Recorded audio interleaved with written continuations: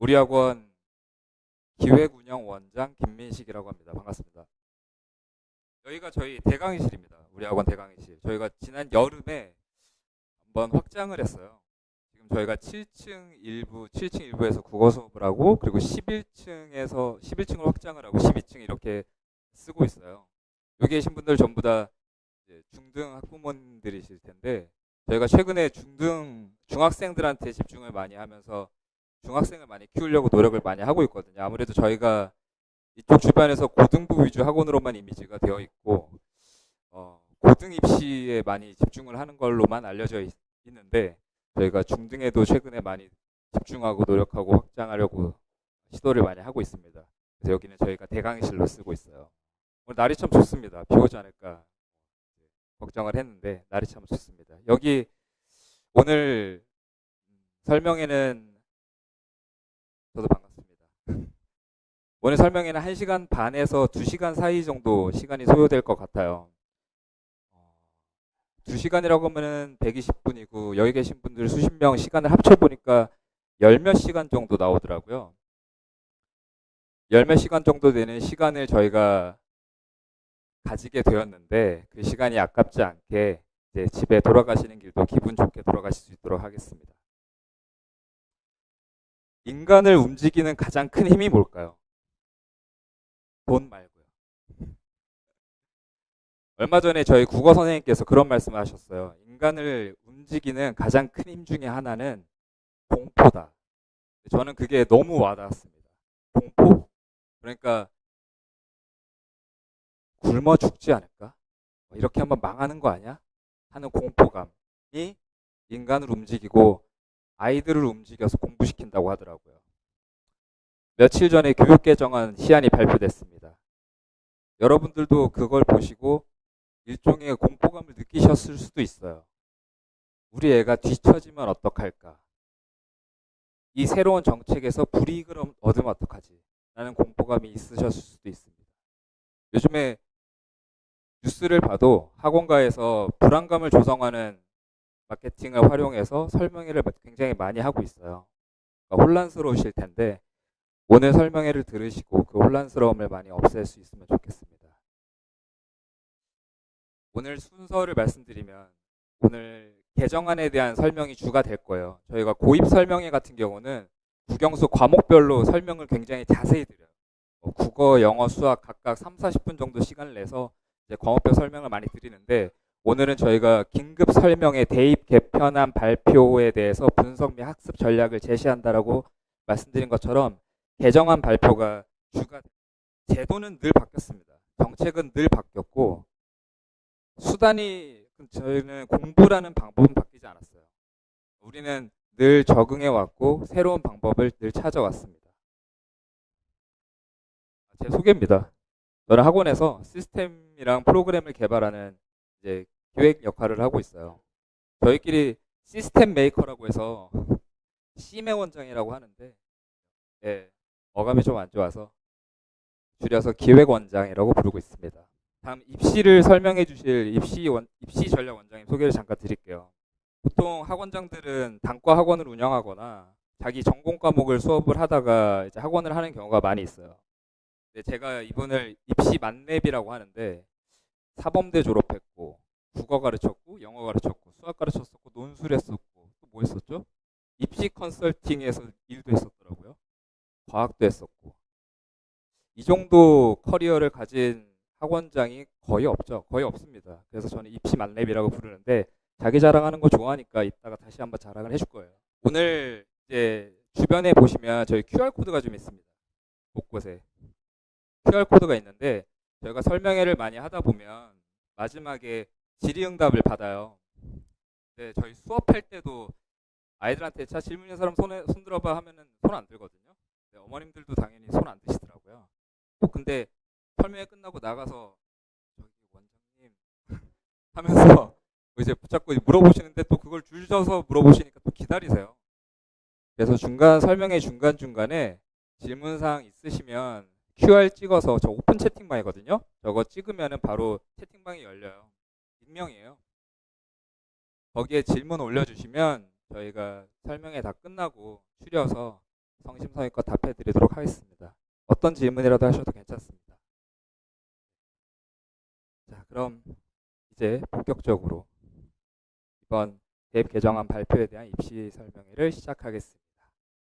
입시전략 원장님, 입시 원장인 김영근 원장님 소개해 드리겠습니다. 다시 한번 인사드리겠습니다. 우리 학원 입시전략원장 김영근입니다. 반갑습니다.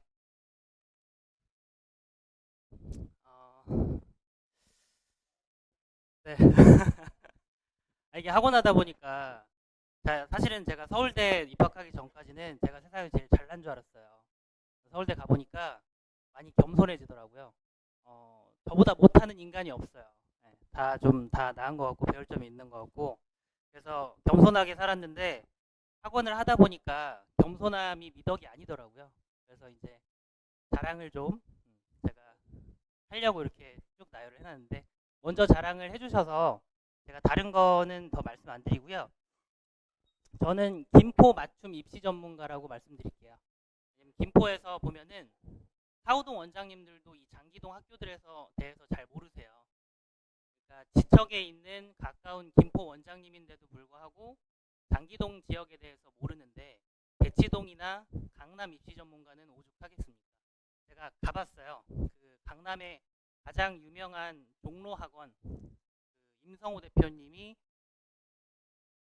3년 전에 김포에 와서 김포의 입시에 대해서 분석을 해준다 그래서 내가 분석하는 것과 얼마나 다른가 한번 가봤는데 일반적인 얘기밖에 안 하시더라고요. 그럴 수밖에 없어요. 김포에 그만큼 애정이 없고 관심이 없으니까. 제가 이제 자랑할 부분은 저는 김포에 10년째 살고 있고요. 김포에 뿌리를 내리고 두 아이를 키우면서 10년째 살고 있으면서 김포의 입시를 그 10년 내내 쭉 쉬지 않고 연구해왔던 김포 맞춤 입시 전문가라고 소개를 드리고 싶습니다. 사설이 너무 길었죠? 자랑 타임 이제 제가 끝났고요. 뉴스들이 엄청나게 쏟아졌어요. 저희가 중등 설명회를 하는데 이 정도로 호응이 있었던 건 처음이에요. 물론 이제 제 실수로 전화번호 입력칸을 제가 설문지에 안 만들어가지고 어제 연락을 못 드려서 그래서 지금 신청하신 분들 중에서 상당수는 못 오셨는데 그래도 이렇게 많이 오신 이유는 다 이런 쏟아지는 뉴스 때문에 그럴 거라고 생각합니다.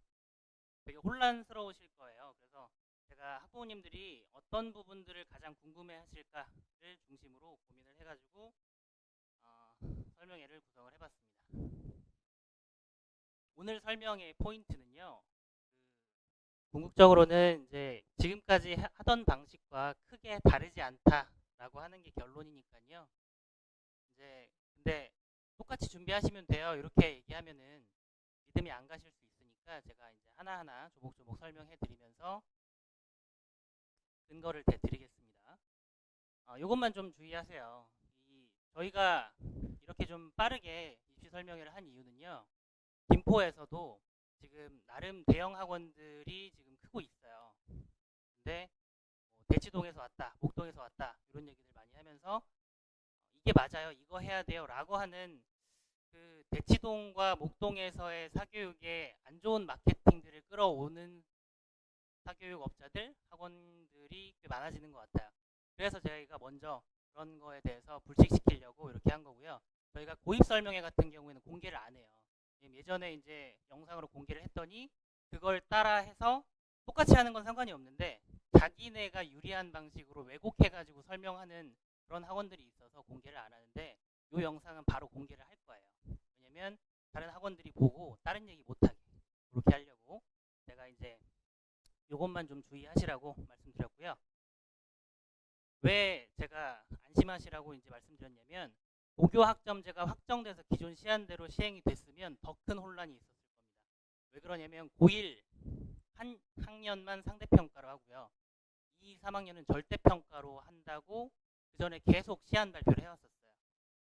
무슨 일이 일어나냐면 고1 때 성적이 내신 성적이 전부다 이런 일이 일어나기 때문에 중학교에 이제 사교육이 엄청나게 폭증을 할 거고요. 그리고 고1 때 성적이 안 나오면 뭐 자퇴를 한다거나 다른 방식으로 하려고 하는 친구들도 더 많아질 거예요. 고교학점제가 취지는 좋은데요. 우리나라는 아직 그 준비가 안 돼 있어요. 고교학점제는 대학교처럼 학점을 자기가 원하는 것들을 선택해서 따는 그런 구조인데 취지는 되게 좋은데 실제 학교 현실은 그렇지 않고 대학 입장에서는 우수한 학생을 선발해야 되잖아요. 우수한 학생을 선발하기가 너무 어려운 거예요. 그래서 결국 수능과 내신의 변별력이라는 단어 중요한데요. 변별력이 저하될 거고 학생부 종합전형은 그동안 비판을 많이 받아왔는데 그래서 줄여왔는데 다시 폭증하게 될 겁니다. 그럼 더 큰 혼란이 야기될 거였어요.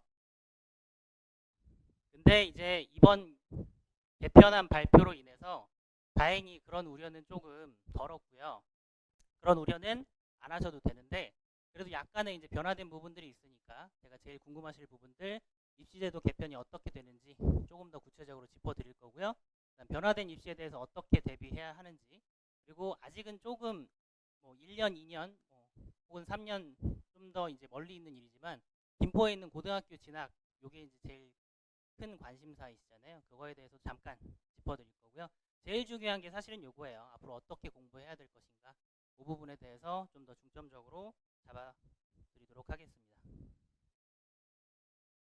이번 대입 발표 시안의 본질은요. 고교학점제를 무력화시킨 거예요.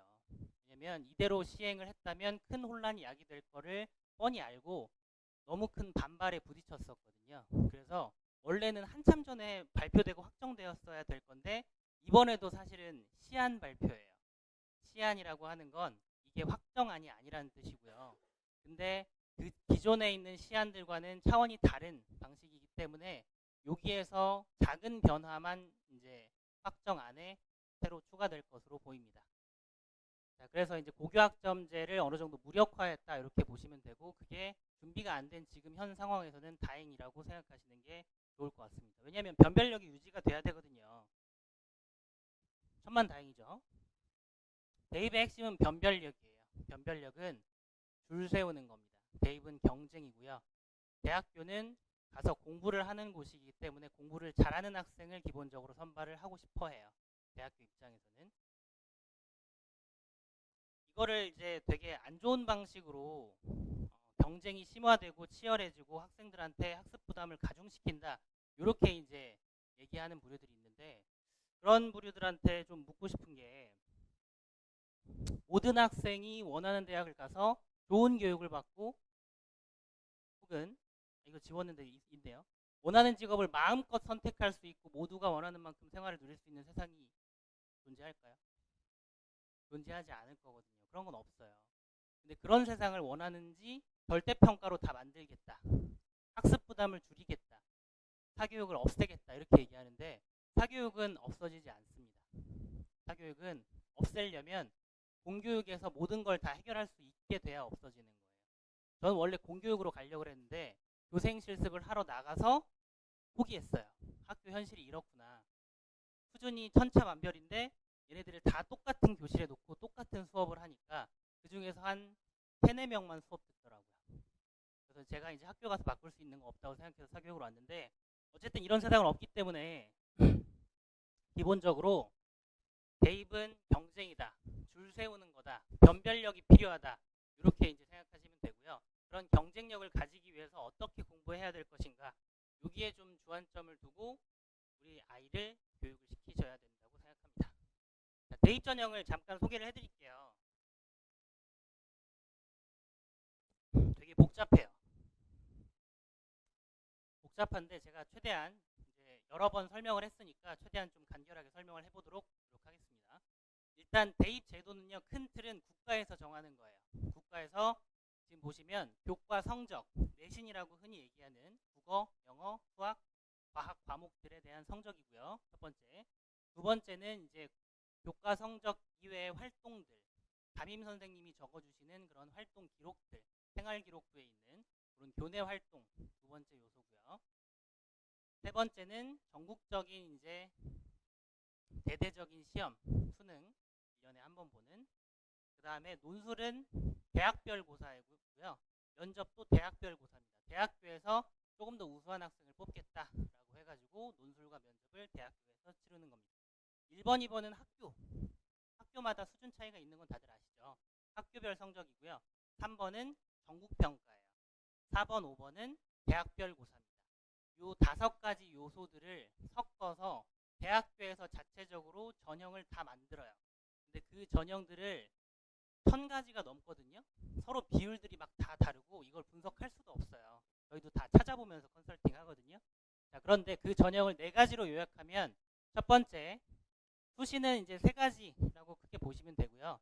여기에 이제 실기 보는 친구들은 실기가 있는데 저희는 대부분 다 공부 쪽으로 왔으니까. 수시 학생부 교과 전형, 교과 중심 전형이라고 합니다. 그 다음 학생부 종합 전형, 논술 전형, 수능 중심 전형 이렇게 돼 있어요. 그러니까 이 3번은 대학별 고사라고 생각하시면 되고요.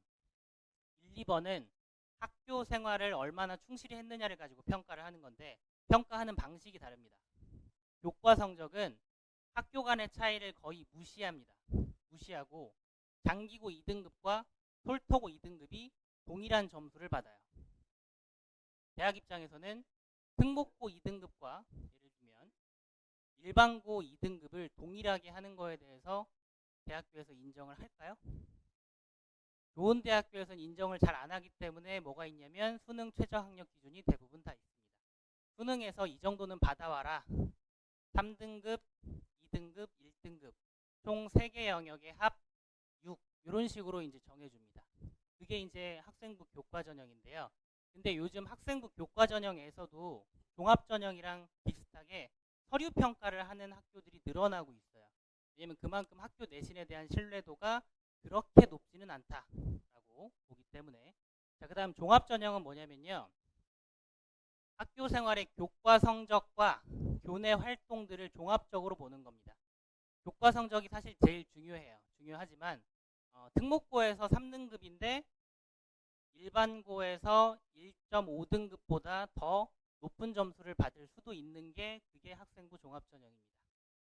자, 그래서 이제 특목고나 뭐 자사고나 아니면 이제 김포 내에서는 김포고, 그다음에 장기고, 뭐 김포 외고, 화성고 이런 정도 친구들은 그래도 종합 전형을 좀 많이 쓰기는 씁니다. 근데 여기에서도 확실한 건 뭐냐면 정말 뛰어난 특목고가 아닌 이상에 3등급 정도를 기준으로 해서 3등급이 넘어가잖아요. 그러면 선발될 확률이 확 떨어져요. 학생부 종합 전형이라고 하더라도. 그래서 고교 선택의 유불리를 따지는 겁니다. 그래서 고교 어떤 선택을 하느냐에 따라서 이 학생이 더 좋은 학교에 좋은 대학교에 갈 수 있는지가 조금은 달라지는 거기 때문에 그래서 그 부분을 좀 아시면 되겠고요. 어떤 학교가 유리한지 불리한지는 이따가 다시 한번 말씀드릴게요. 자, 그다음에 논술 전형은 마찬가지로 어떤 학생들이 좀 많이 하냐면요. 인문 논술은 국어 잘하고 사회 잘하는 친구들이 잘 쓸 수 있는 글쓰기예요. 창의적인 글쓰기가 아니라 논제를 제시하고 잘 분석해서 정답의 틀 안에서 잘 쓰는 친구들을 뽑아요. 그리고 수리 논술은 이과 학생들이 수학 문제 잘 풀고 과학 문제 잘 풀면 그러면 이제 합격 확률이 높아집니다. 이 논술 전형은 김포에서는 거의 붙는 친구들이 없어요. 어떤 정도 친구들이 붙냐면 특목고에서 내신 등급이 4, 5등급 정도 나와서 학생부 종합 전형으로 좋은 대학을 가기 어려울 때 자기의 이제 글쓰기 실력이나 수학 실력으로 그렇게 해서 이제 대학별 고사를 보고 논술 전형에 합격하는 겁니다. 수능 최저 학력 기준이 대부분 있어요. 그래서 자, 그다음에 수능은 거의 수능 100%라고 보시면 됩니다. 약간 이제 패자 부활전 형식으로 돼 있어요. 그래서 수시에서 현역들이 합격을 하지 못할 때 그럴 때 이제 다시 한번 기회를 주는 그런 시험이다라는 생각을 하시면 되고요. 그래서 현역들보다는 재수생들의 상위권 대학 합격 비율이 약간 높은 게 수능 중심 전형입니다. 가장 공정하다고 볼 수 있죠. 그래도 내가 떨어졌어도 납득할 수 있는 이유니까. 점수가 좀 떨어졌으니까. 그렇지만 어쨌든 수능 최저 학력 기준이라고 말씀드린 거는 등급으로만 기준을 삼고요. 정시에서의 수능은 하나하나 점수를 다 일일이 줄 세워요. 백분율이라고 하는 상위 몇 %인지 아니면 표준 점수라고 하는 상대적인 위치가 어느 정도인지에 따라서 모든 과목을 다 총합해가지고 물론 학교마다 반영 비율은 다르지만 그렇게 줄 세우기를 하는 겁니다. 그러니까 수능 최저 학력 기준을 맞추는 것도 어렵지만 정시로 수능을 그대로 이제 응시해가지고 대학에 합격하는 것은 조금 더 어렵다고 볼 수 있어요. 어느 정도 이해가 되셨나요? 수능의 공정성 때문에 예전에 학종이 엄청나게 많아졌다가 학생부 종합전형을 줄여서 학종이라고 합니다.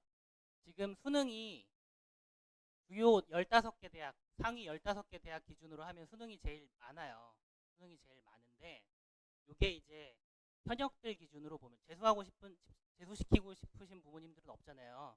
그래도 재수는 자기가 욕심을 가지고 최선을 다했는데 안 나왔을 때 사실 하는 거기 때문에 재수생들이 엄청나게 수능 대비를 했을 때 경쟁력이 있고요. 수능에 1년 내내 이제 올인을 할 수 있기 때문에 그래서 그런 재수생을 고려했을 때 인원수를 조금 나열을 해보면 실제적으로 현역들한테는 수능의 기회, 수능의 문은 좀 좁다라고 보시는 게 맞을 것 같아요. 그래서 학종과 교과를 합한 것이 수능보다 좀 더 맞기 때문에 웬만하면 웬만하면 현역 때는 수시로 대학교를 가는 게 좋다라는 말이 나오는 겁니다. 물론 이제 학생의 성향이랑 학교나 이런 거에 따라서 좀 다르긴 하겠지만요. 자, 그 다음에 이제 어느 정도 입시제도에 대해서 설명을 드렸으니까 이제 개편이 어떻게 되는지 다시 설명을 드릴게요.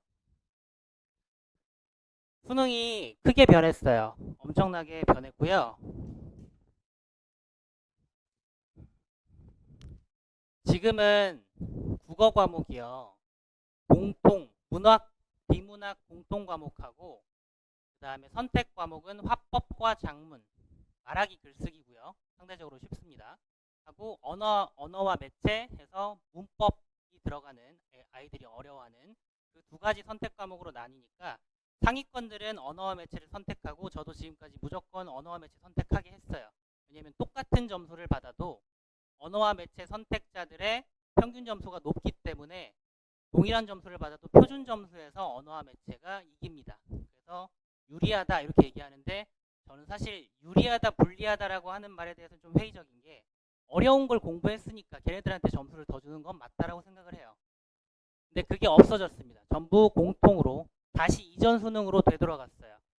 여기에서 영역의 이름만 바꿨고요. 독서와 장문, 문학 이렇게 돼 있는데 독서가 비문학이고요. 문학은 지금 문학이고 장문이 화법과 장문으로 돼 있었던 거를 저렇게 했어요. 언어가 문법이에요. 그러니까 말만 바꿨지 그냥 여기 있는 거 다 본다라고 생각하시면 됩니다. 그러니까 이제 빠져나갈 구멍이 없다. 조금 이제 어려운 문법을 피하고 싶었던 친구들은 피할 수 있었는데 이제는 피할 수 없다. 이거 가지고 국어 부담이 많이 늘어났다 하면서 국어 많이 들으세요 이렇게 얘기하는데 아예 틀린 말은 아니지만 대체적으로 틀린 말인 게 내신에 다 있어요. 내신에 지금도 언어와 매체하고 합법과 장문이 다 있기 때문에 애들은 다 그걸 공부해야 되고 고1 과정에 다 있습니다. 기본적으로 고1 과정에 다 있기 때문에 공부를 좀 더 열심히 하면 된다라고 생각하시면 되고요. 그 다음에 수학도 공통으로 바뀌었는데 수학이 말이 많습니다. 수학이요. 이름이 또 바뀌었지만 대수가 수학 1이고요. 지금의 미적분 1이 수학 2입니다. 그 다음에 선택 과목에서 문과 친구들은 확률과 통계를 대부분 다 선택했고요. 이과 친구들은 대부분 미적분을 선택하거나 일부가 기하를 선택을 했어요. 확률과 통계가 조금 더 쉽고 일반적으로 미적분과 기하가 조금 더 어렵다고 보시면 되는데 공통 과목에서는 미적분과 기하가 빠지고 지금 문과 친구들이 보는 대수 미적분 1 확률과 통계로 바뀐 겁니다. 그게 공통 과목이 된 거예요. 그랬을 때 이제 우려되는 점은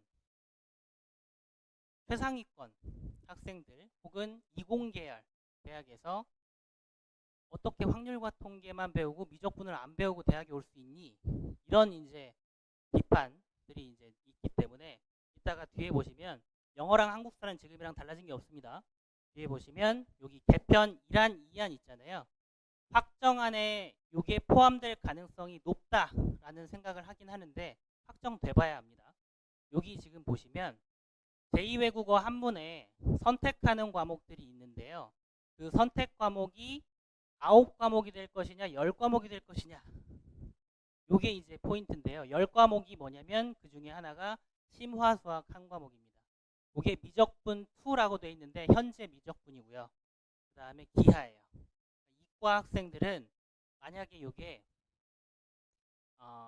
확정안이 된다면 최상위권 학교에서는 당연히 아까 말씀드렸죠. 입시제도는 누가? 국가에서 정하는 거고요.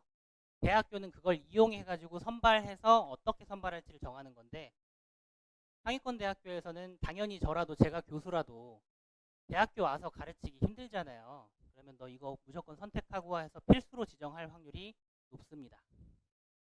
얘네는 이제 다른 거 다 상대평가인데 얘만 이제 절대평가로 될 거다라고 하는 게 이안이에요. 왜냐면 교육부도 고민이 많은 것 같아요.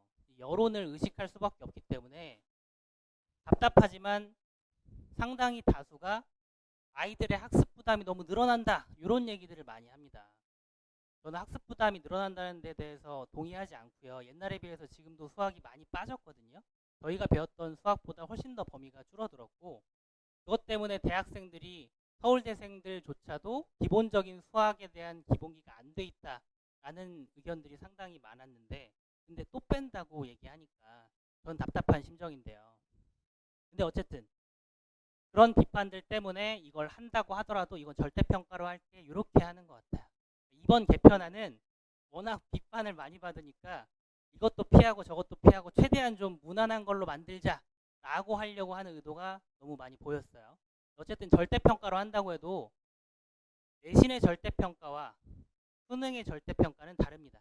이건 기억해 두셔야 돼요. 왜냐면 지금도 영어는 절대평가인데요. 1등급 90점 이상이면 다 1등급 주거든요. 90점 이상 받기 상당히 어렵습니다. 어려운 시험은 4%도 안 되는 시험이 있고요. 4%가 지금 상대평가에서 1등급인 건 아시죠? 근데 4%도 안 될 때도 있고 쉬워도 10% 정도? 그 정도밖에 1등급을 받을 수가 없어요. 요게 절대평가가 된다라고 하는 건 그래도 충분히 변별력을 가질 수 있다. 이렇게 보시면 되겠고요. 저는 변별력이 있어야 된다고 생각합니다. 왜냐하면 공부 열심히 하는 애들이 의대 가는 게 당연한 거 아닌가요? 더 공부 잘하는 애들이 의대 가는 게 당연한 거 아닌가요? 더 많이 한 친구들이? 저는 그렇게 생각하기 때문에 그렇게 말씀드리는데 어쨌든 절대평가라고 하는 거 요게 이제 확정이 될지 안 될지는 미지수이고 확정이 저는 안 될 가능성도 있다고 생각하지만 안 된다고 하더라도 그러면 대학은 또 다른 변별 요소를 만들어낼 겁니다. 제가 우려했던 건 수능을 전부 다 절대평가하겠다. 자격고사화 하겠다라는 얘기들이 많이 나돌았었는데 그렇게 확정이 안 된 게 천만다행이에요. 왜냐하면 대학들 입장에서는 그렇게 변별력이 떨어지잖아요. 이것저것 다 끌어올 수밖에 없어요. 이것도 평가하고 저것도 평가하고 저 때 입시는 정말 힘들었어요. 저는 선택 과목도 지금은 2과목 선택인데 4과목 선택했고요. 제2외국어 한문도 했고요.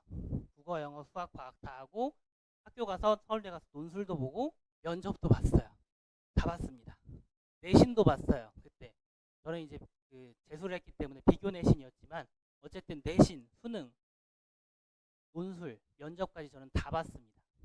저는 다 봤는데 그렇게 될 확률이 있어요. 되게 힘들었거든요. 그때 입시.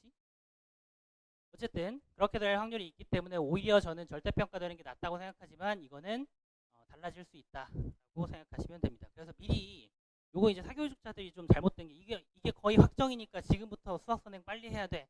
이렇게 막 얘기한단 말이에요. 그렇게 이제 벌써부터 미리 생각 안 하셔도 됩니다.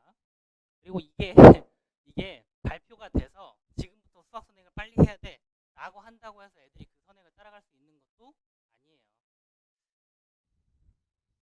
자, 그 다음 되게 큰 변화인데요. 내신 평가 방식이 바뀝니다.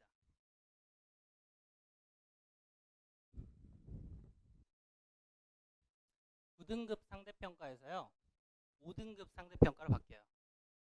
5등급이면 지금 보시면요. 변화될 이거 거의 확정 아닙니다. 변화될 1등급 상대평가는 10%예요. 저희 이제 대부분 김포에 있는 학교들이 300명 또는 이제 최근에 인원이 늘어서 400명 정도의 학생들인데 300명 중에 30등만 정규 30등만 해도 이것도 쉽진 않지만 1등급입니다. 전에는 12등까지 1등급이었는데 13등부터 30등까지도 다 똑같은 1등급을 줍니다. 약간 이제 1등한 친구들 입장에서는 불공평하다고 생각할 수 있긴 한데 요즘 김포의 대다수 고등학교가 통진이나 마송이나 이런 데를 제외하고는 1등급 따기가 되게 어렵거든요. 예전에는 솔터고가 굉장히 안 좋은 학교였어요. 근데 지금은 솔터고가 내신 따기 쉽다. 그리고 거기 환경도 많이 좋아졌다. 라고 하는 것 때문에 많이 지원을 하거든요. 1등급 따기 되게 어려워요. 실수로 삐끗한 게 틀리면 마킹 실수 하나 하면 그럼 2등급으로 무너지는 겁니다. 왜냐면 4% 즉 12등까지만 1등급이기 때문에 그랬어요. 운 안 좋게 13등 하면 떨어지는 건데요. 이제 그럴 위험이 확 줄어들었죠. 진짜 잘하면 실수 한 개 정도는 해도 그래도 1등급은 무난히 맞을 수가 있는 겁니다. 문제는 뭐냐면 2등급이 너무 범위가 넓어요. 우리가 대학교에서 공부를 잘한다. 그래서 대학교에서 조금 선발하고 싶다라고 하는 학생들은 어디까지냐면 여기까지예요. 300명 중에 한 70등 정도까지 3등급. 근데 지금 개편될 내신 평가 방식에서 2등급은 이걸 한참 뛰어넘어서 102등까지 100등이 넘게 2등급을 다 줍니다. 예전에 4등급에 포함됐던 부분의 상당수까지 다 줍니다. 그래서 2등급이 한 개 있으면 조금 치명타라고 볼 수는 있어요. 이것 때문에 어떤 얘기들을 많이 하냐면 내신 변별력이 약해졌다. 수능이 강화됐으니까 수능 공부를 더 열심히 해야 된다. 이런 얘기들을 많이 하는데요. 잘못된 분석입니다. 이거를 띄워놓고 얘기할 걸 그랬네요. 보이시죠? 이게 이제 2등급 여기 끝자락까지 있고 4등급에 거의 중간 이후까지 걸려 있습니다. 3등급은 198등인데요. 거의 지금 현행 6등급까지예요. 3등급 받으면 좋은 대학 못 간다. 이렇게 생각하시면 됩니다. 자, 그 다음 두 번째가 이제 논수령, 서술형 평가를 확대하겠다. 거의 100%까지 하겠다. 이것도 이제 수능에서 하겠다고 하는 거를 반발이 좀 심하니까 먼저 학교에서 시험 삼아 해보자. 학교 선생님이 실험 쥐도 아니고 이런 생각이 들긴 하는데 그래서 교사 평가 역량을 강화하겠다. 저는 차라리 월급을 좀 더 올려줬으면 하는 생각이 있긴 한데요. 어쨌든 이런 부분들의 변화 때문에 또 사교육에서 미리부터 글쓰기를 해야 된다. 뭐 이런 얘기들을 많이 할 수도 있거든요. 근데 지금도 논서술형 평가는 진행은 되고 있고요. 그런 부분에 대해서 이제 어느 정도 애들이 대응할 수 있는 것은 글쓰기 연습만 따로 한다고 되는 게 아니라 기본적으로 머리에 든 게 많아야지 글을 잘 쓸 거잖아요. 공부 많이 한 학생들이 따로 연습을 조금 더 추가적으로 하게 되면 충분히 대응할 수 있을 거라고 생각을 하고요. 여기에서 채점에 어려움이 있기 때문에 제가 이제 수능 논술도 과외를 했었는데요. 과외할 때 가장 처음에 한 건 뭐냐면 애들 독해력이 있다는 전제하에서 제시문 분석이었거든요. 그러니까 문제가 원하는 그 조건을 정확하게 파악할 수 있는지를 이제 했는데 그렇게 이제 답이 정해진 방식으로 평가를 할 거기 때문에 너무 막 어렵게 글 쓰는 그런 연습까지 미리미리 챙기지 않으셔도 괜찮아요. 그러니까 저는 지금 중학생이라면 아직까지도 조금 더 읽는 훈련들을 더 많이 하는 게 좋다라고 생각을 하고요. 쓰는 것은 조금씩만 해도 괜찮다고 생각합니다. 왜냐면 결국에는 읽어서 머릿속에 든 게 많은 친구들이 잘 쓸 거고 문제를 잘 분석할 거기 때문이죠. 이렇게 이제 생각하시면 되고요. 자, 그 다음에 이제 마지막으로는 표준 편차 미기재. 요게 많이들 좀 놓치고 있는 건데요. 요게 어떤 파장을 일으킬지는 정확하게 예측은 안 돼요. 설명을 해드릴게요. 제가 요 얘기를 안 했네요. 다시 여기로 좀 돌아가서요. 여기에서 이제 많은 예측이 변별력이 떨어질 것이다 라고 하잖아요. 결론만 말씀드리면 변별력이 많이 떨어지진 않을 것이다 이렇게 말씀드릴게요. 유지되거나 많이 떨어지지 않을 것이다. 왜 그러냐면 지금의 현행 상대평가도요. 저희 고등학교에 가면 공통 과목이 있고요. 일반 선택 과목이 있고 진로 선택 과목이 있어요. 근데 여기에서 진로 선택 과목이라고 하는 건 지금 현행도 A, B, C로 절대평가예요. 3등급으로. 그러니까 지금 한 25개 과목을 9등급으로 하는 거랑 이때는 전 과목 5등급제거든요. 전 과목을 5등급으로 하면 선택 과목까지 전부 다 진로 선택 과목까지 전부 다 5등급제로 하겠다는 거예요. 상대평가로. 그러면 일단 첫 번째는 25개 1등급 받는 거랑 35개 1등급 받는 거랑 뭐가 더 어려울까요? 전부 5, 1등급 받는 거랑. 이거 제가 확률상 계산해봤는데 35과목 1등급 받는 게 더 어렵습니다. 이게 더 어려워요. 그리고 두 번째는 뭐냐면 선택 과목은 학교에서 전교생 300명이 다 보는 게 아니에요. 100명 선택하면 1등급이 10명인 거고요. 50명 선택하면 1등급이 5명이에요. 이해가 되시죠? 선택을 만약에 20명이 하잖아요. 1등급이 2명입니다. 이게 과연 쉬울까요? 절대 쉽지 않을 거라고 생각합니다. 그렇기 때문에 변별력이 약화는 될 수 있지만 생각보다 많이 약화되지 않을 거고, 그 얘기는 무슨 얘기냐면 대학교에서 충분히 내신을 지금이랑 비슷한 정도로 변별해서 재료로 쓸 수 있다라는 얘기입니다. 그런데 만약에 변별력이 조금 약화된다고 대학에서 판단을 했다면, 그러면 첫 번째로는 수능 최저를 강화할 거예요.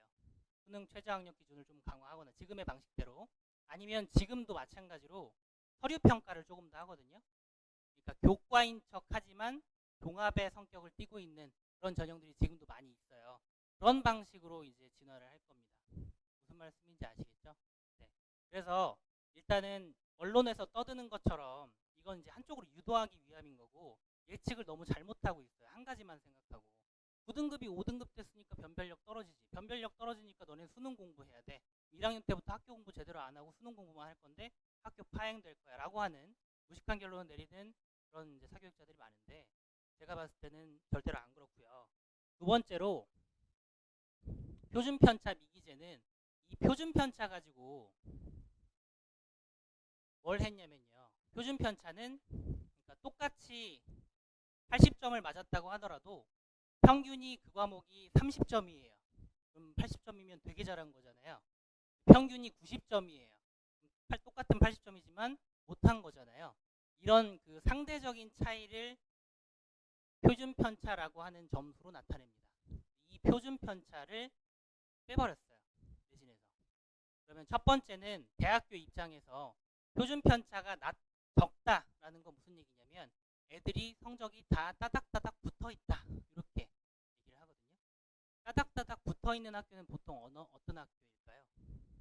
특목고, 자사고, 공부 잘하는 학교들이 90점인데도 4등급 나오고 막 그래요. 그래서 이 학교가 특목고인지 아닌지 알아보기가 조금 더 어려워졌다라는 게 이제 첫 번째 얘기가 될 수가 있고요. 그리고 두 번째는 표준 편차를 미기재했으면 그러면 학생들이 4%라는 1등급도 지금 표준 편차를 기재한 상황에서는 얘가 1등인지 아니면 4%의 꼴찌인 12등인지 어느 정도 추정이 가능했어요. 근데 표준 편차를 기재하지 않으니까 그냥 1등과 12등이 다 똑같은 1등급, 이렇게 30등과 1등이 똑같은 1등급 이렇게 되는 겁니다. 이제 새로 바뀌게 될 내신 5등급 평가에서는요. 자, 그렇기 때문에 이 부분 측면에서는 변별력이 조금 약화되는 영향도 있을 것이다. 그러니까 두 가지 영향인 거예요. 그러니까 이거 가지고 특목고가 낫다, 일반고가 낫다 할 수 있나요? 하나는 특목고가 약간 불리한 그런 결과인 거고, 하나는 약간은 변별력을 낮추는 결과인 거기 때문에 이게 결론이 어떻게 될지는 사실 까봐야 아는 겁니다. 자, 그래서 이제 이런 디테일한 부분까지 설명을 드린 거는 사실은 이걸 아셔야 된다라고 하기보다는 제가 이만큼 분석을 많이 해서 근거를 드린 거고 크게 걱정하실 필요가 없다, 이렇게 이제 말씀드린 거고요. 요거 정도만 그냥 알아가시면 될 것 같아요. 요 정도만 알아가시면 될 것 같습니다. 그래서 아까 대입 4대 전형을 먼저 설명을 드렸는데, 수능 중심 전형은 어느 정도 변별력이 유지가 될 거니까 수능만으로 뽑을 것이다. 지금 거의 그대로 기존대로 갈 것 같다라는 게 이제 제 생각이고요. 학생부 교과는 유지되거나 아까 제가 말씀드렸죠. 변별력이 약화될 수 있다라고 하는데 저는 그렇게 보지 않는다. 그리고 만약에 약화된다고 하더라도 지금의 형태처럼 약간 보완되는 형태로 바뀔 거니까 그때 돼서 보완 이제 늦게 하는 게 아니라 수능, 서류, 면접 이런 부분에 대해서는 학교 가서 다 신경을 써요. 제가 지금 애들한테 얘기하는 입시 전략은 고등학교 1학년, 2학년 1학기까지 고2 1학기까지는 다 똑같이 시켜요. 어떻게 하냐면 내신 기간에는 내신 성적을 위해서 집중을 하고, 내신이 끝난 직후에는 학생부 관리를 위해서 조금 더 놀기만 하지 말고 조금 더 이제 어떤 활동들을 하고 방학 때는 수능 공부해라 이렇게 얘기합니다. 그러니까 결국 이거 다 하는 거예요. 지금도 다 하는 거기 때문에 이거 보완해야 될 텐데 라고 해가지고 수능을 지금 다 갑자기 막 이제 한다거나 이렇게 하실 필요가 없다는 겁니다. 기본적인 국어, 영어, 수학 공부 쭉 지금처럼 하시면 되고 한 가지만 조금 더 신경 쓰시면 되는 게 사회과학만 조금 더 신경 쓰시면 돼요. 사회과학이 통합과학, 통합사회로 문과, 이과 전부 다 공통적으로 보기 때문에 그 부분을 중학교 때 배웠던 거 고등학교 가서 또 배우거든요. 중학교 때도 사회과학 교과에 대해서 조금 더 신경을 써서 공부를 좀 차곡차곡 하면 좋겠다. 이 정도지 크게 달라지는 건 없습니다. 학생부 종합전형도 유지되거나 아니면 조금 더 강화될 수도 있습니다. 근데 이게 학생부 종합전형이 제가 애들을 지도하고 세특도 이제 컨설팅도 해주고 해봤지만 이게 성향에 따라서 학교 활동 하기 싫어하는 애들은 뭘 해줘도 안 돼요. 자기가 뭔가 뜻이 있고 연구하고 싶은 게 있고 해야지 되는데 이거를 무슨 스킬 가지고 내가 이렇게 써봐 한다고 되는 게 아니더라고요. 그리고 학생부 종합 전형에서도 뭐가 제일 중요하냐면 내신 성적이 가장 중요하거든요. 내신 성적이 3등급, 4등급 안 나오는 친구들이 학교 활동에 몰두하는 경우 너무 많이 봤어요. 성적도 안 나오면서 그리고 자기는 학생부 종합 전형으로 갈 거라고. 뭐 워낙 몰라서도 그렇지만 그냥 외면하고 싶은 거예요. 입시 현실. 그래서 저는 학생부 종합이 유지되든 강화되든 어쨌든 이게 대세가 되지는 않을 거다. 왜냐면 충분히 수능도 변별력이 있고 내신도 변별력이 있기 때문에 학생 성향에 맞게 일단 기본적으로 공부 열심히 하는 게 중요하다. 이렇게 이제 말씀드리고 싶은데 학생부 종합 전형을 유도하려고 하는 작자들은 아마 이걸 이제 크게 확대시켜가지고 지금부터 학교 활동을 열심히 하고 세특 보고서도 써보고 탐구 보고서도 써봐야 된다. 이렇게 얘기할 겁니다. 이렇게 얘기하시면 얘기하는 분들이 있다고 하면은 그냥 무시하시면 됩니다. 쟤네들은 가짜다 이렇게 생각하시면 됩니다.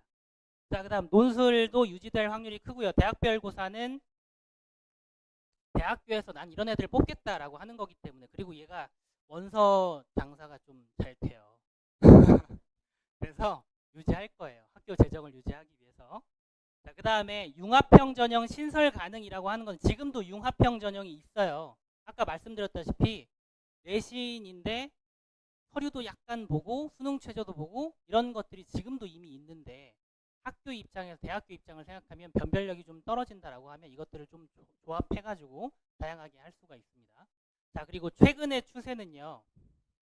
최근의 추세는 학생부 종합 전형에서 교과 성적이 조금 더 중요해진다. 첫 번째하고 최근의 대입의 추세는 수능 최저 학력 기준이 조금 더 강화되고 있다. 이렇게 보시면 됩니다.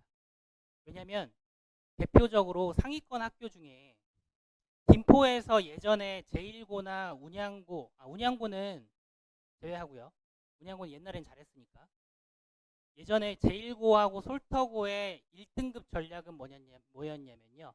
한양대 전략이었어요. 전교 1등이 한양대 가면 다행이다. 왜냐면 전교 1등 하면 1.0 가까이 나오거든요. 내신이. 한양대만 수능 최저학력 기준이 없었어요. 수능 못해도 너는 어떤 학교든 그냥 1등이면 인정해줄게. 이렇게 돼요. 특목고 전교 1등이랑 솔터고 전교 1등이랑 싸우면 한양대는 누가 이기나요? 솔터고 전교 1등이 이기는 거예요. 이해되시죠? 특목고 전교 1등은 1.0이 절대 안 나오거든요. 그래서 한양대를 가요. 근데 이제 한양대도 수능 최저 학력 기준을 신설했어요. 그러니까 이제 지금 추세는 이렇게 되는 거라고 생각하시면 됩니다. 두 가지. 자, 이제 입시는 끝났어요. 힘드셨죠? 내가 이렇게까지 꼼꼼하게 이렇게 설명한 적이 처음인 것 같은데 입시만. 왜냐면 설명회 때 학원 프로그램도 설명하고 해야 되잖아요. 그죠? 저희 학원에 대해서 궁금하신 분들도 사실 이번 설문에 보니까 있던데 근데 지금은 사실 입시에 좀 더 초점을 맞추기 위해서 설명을 좀 길게 했는데 어떤 고등학교 진학이 유리할까? 이 두 가지에 대해서 일단 말씀을 좀 드리려고 하는데요. 그게 다시 앞으로 가면 요거에 대해서 하나씩 짚어드릴게요. 맨 처음에 이제 기사들이 막 난립했잖아요. 다 잘못된 기사예요. 다 잘못된 기사. 몇 개 빼고요. 첫 번째, 5등급제 자사 특목고 쏠림 되레 심해질 것. 엇갈린 교육계. 특목고 자사고는 최근 입시에서는 항상 분리했어요. 왜냐면 특목고 자사고에서도 3, 4등급이 안 되면, 일반적인 특목 자사고 같은 경우에 3, 4등급이 안 되면 수시로 갈 수 있는 방법이 거의 없어요. 그럼 정시로 가야 되는데, 정시는 사실 아무리 현역들이 잘한다고 해도 재수생보다 더 경쟁력이 있기는 어려워요. 한 번 더 하는 애들이잖아요. 1년을 더 걸고. 그리고 학교 생활이나 이런 것들을 하다 보면 아무래도 페이스가 흐트러지기도 하고 그렇기 때문에 그럴 수밖에 없는데, 특목고 한 4등급, 5등급 정도를 데려다 놓고 일반고, 그냥 일반고, 지방 일반고, 뭐 솔터고나 뭐 운양고나 거기에 이제 가서 내신 경쟁을 시켰을 때 몇 등급 나올 것 같으세요? 최소 1등급, 못해도 2등급 나옵니다. 근데 걔네가 거기에 가서, 특목고에 가서 수능을 한번 망치게 되면, 그러면 솔터고나 운양고 1, 2등급 받아서 대학교 가는 친구, 수능 최저 맞춰서 대학교 가는 친구보다 훨씬 못한 대학을 가게 돼요. 그래서 불리한 겁니다. 예전에는 안 그랬어요. 예전에는 수능이 더 메인인 그럴 때는 자사고 특목고 입시가 엄청, 사교육 입장에서는 엄청 이제 활황이었는데 지금 안 그렇습니다. 왜냐면 일반고가 더 유리하니까요. 공부를 하는 입장에서는. 자, 그런데 이번 변별력이 없어져서 자사고 특목고가 유리해질 것이다. 저는 절대 이렇게 생각하지 않는 게, 자사고 특목고에서 2등급 받기가 쉽나요, 지금?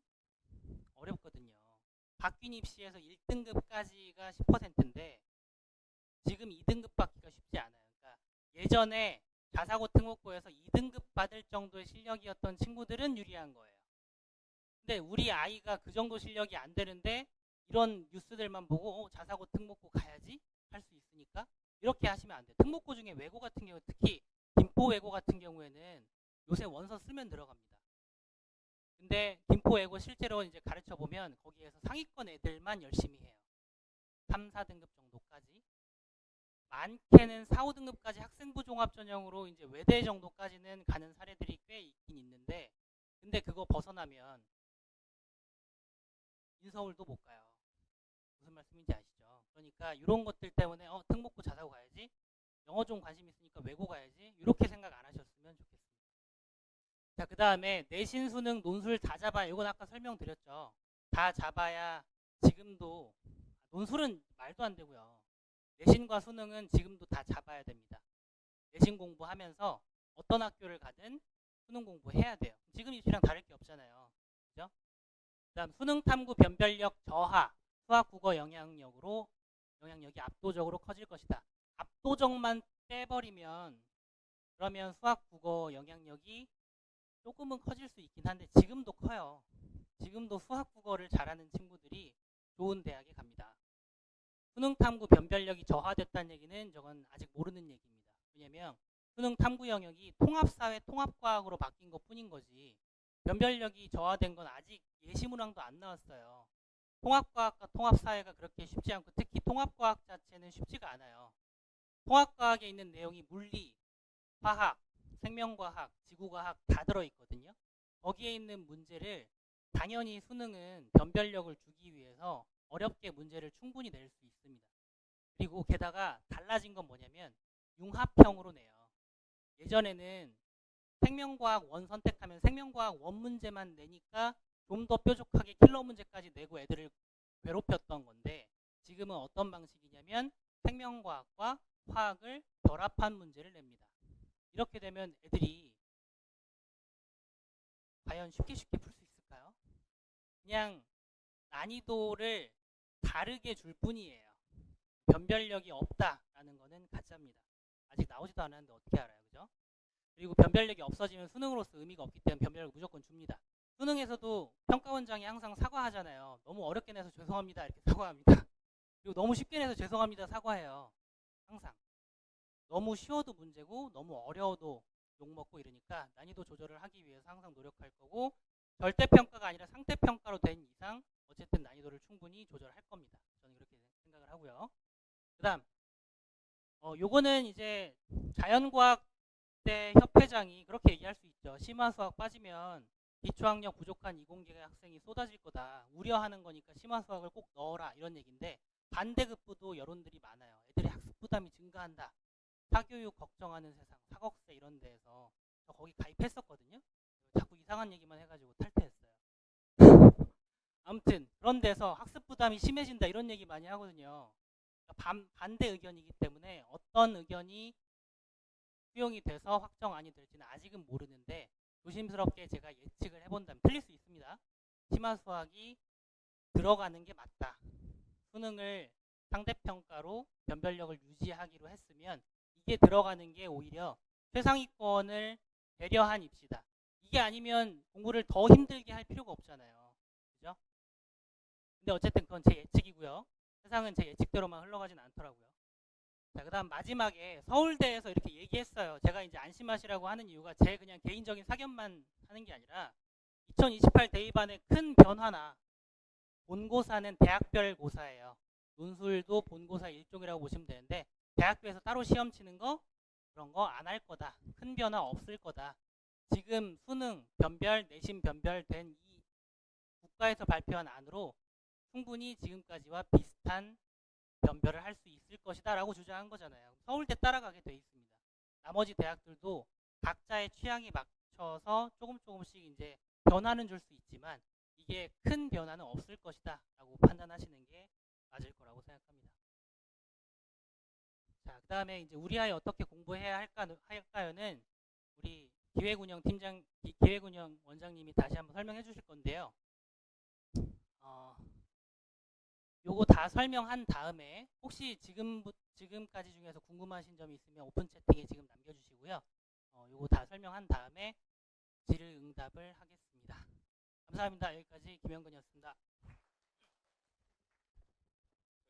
준비를 할 때 가장 중점을 뒀던 게 어떻게 이걸 가장 쉽게 전달할 수 있을까에 가장 중점을 둬서 준비를 했었어요. 저희가 다음 달에 고입 설명회가 또 있어요. 다음 달에 하는 고입 설명회에서는 이런 개론적인 설명은 사실 덜 합니다. 그것보다 더 자세한 입시 설명과 그리고 과목별 설명도 훨씬 더 자세히 들어갈 거예요. 우리 아이가 어떻게 공부해야 될지에 대해서도 설명을 드릴 텐데 이것도 마찬가지로 고입 설명회처럼 과목별로 자세히 설명을 드리기보다는 어떻게 전체적으로 공부를 하고 방향을 잡아야 하는지에 대해서 설명을 해드릴게요.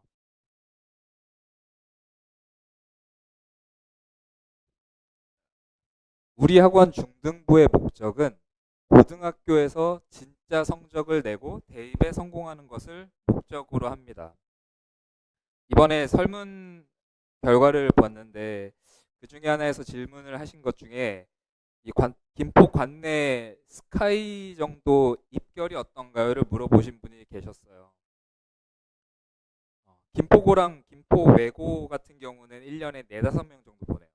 스카이를요. 그리고 장기고 같은 경우는 1년에 2명 정도. 서울대 2명 정도. 그리고 못 보낸 학교도 훨씬 많습니다. 지역균 등이 학교당 2명 정도 배정이 돼요. 그러다 보니까 맥스 2명 정도를 보내고 있어요. 스카이는요. 그게 이유 중에 하나가 최저를 못 맞춰요. 그러니까 뭐 솔터고나 운양고나 제1고에서도 1등급을 맞는 학생들이 스카이 지원은 할 수 있는데 수능 최저를 못 맞춰서 합격을 못하는 경우가 상당히 많죠. 그래서 아까도 얘기가 나왔었지만 내신이랑 수능을 전부 다 지금도 이제 2마리 토끼를 잡으려고 노력을 하고 있고요. 저희 학원이 앞에서도 보셨겠지만 저기 앞에 붙여놓은 게 올해 작년 실적이거든요. 이게 뭐 몇 년치를 합쳐놓은 게 아니라 작년 실적만 붙여놓은 건데 저희가 4년 동안 서울대를 3명을 보냈어요. 한 학교에서 서울대를 1명을 보내면은 많이 보냈다고 해서 이제 뭐 플랜카드를 붙이곤 하는데 4년 동안 3명을 서울대를 보낸 학원이 장기동에 저희밖에 없을 거예요. 그래서 저희가 뭐 주구장창 저희가 장기동 넘버원입니다, 넘버원입니다, 뭐 입시의 모든 것이 이렇게 자랑을 하곤 하는데 네, 그래서 그렇게 얘기를 하곤 했고요.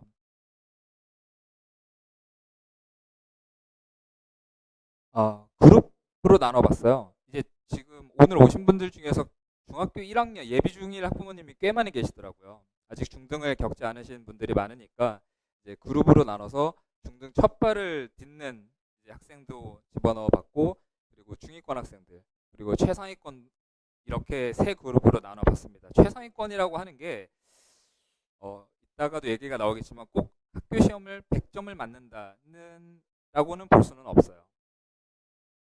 자, 첫 번째로 중등 첫발을 내딛는 학생들을 살펴볼게요.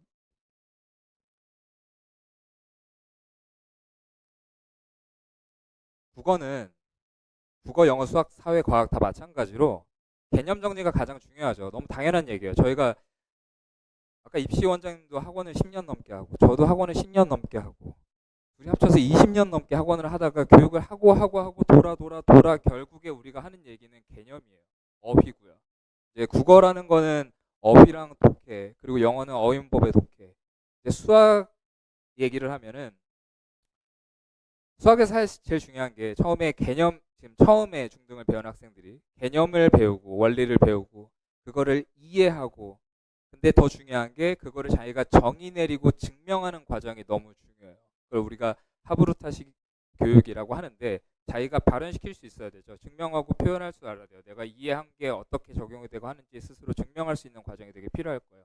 기초 과정부터. 그래서 학원에서 저희가 오답 노트나 필기 노트를 굉장히 중요하게 이제 여기고, 학생들이 오답 노트를 열심히 작성할 수 있도록 지도를 하고 있어요. 수학은. 사회랑 과학은 항상 교과서가 기본입니다.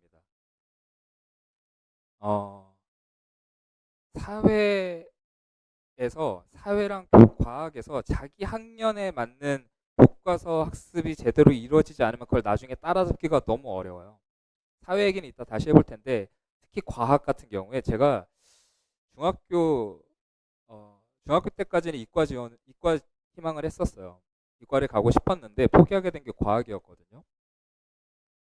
과학에 흥미가 없었는데 특목고를 가고 싶었고, 그리고 과학 공부를 3학년 때 본격적으로 하고 싶었으나 기본기가 부족하니까 그걸 따라잡기가 너무 힘든 거예요.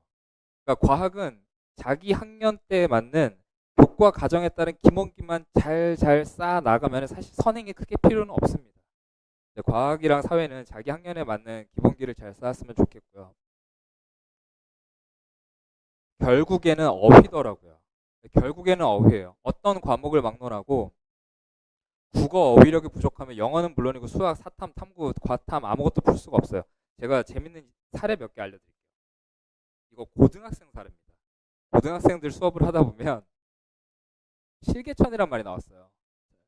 장기고 학생이었어요. 실개천이란 말이 나왔는데, 선생님 이거는 어디에 쓰는 천인가요?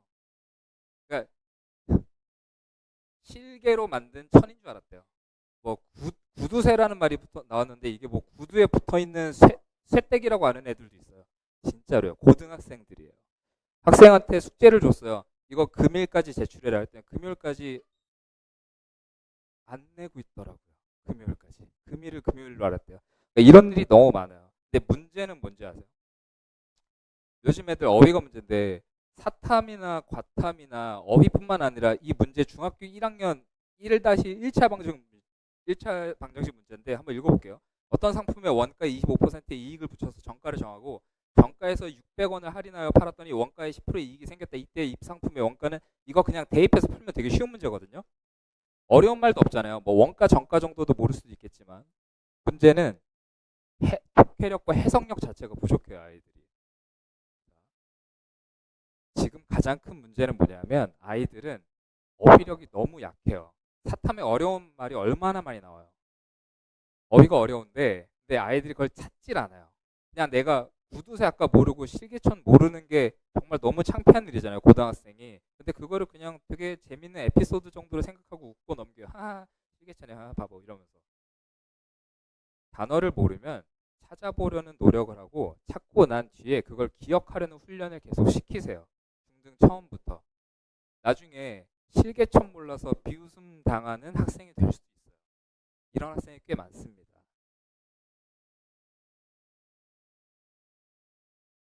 중위권 가볼게요.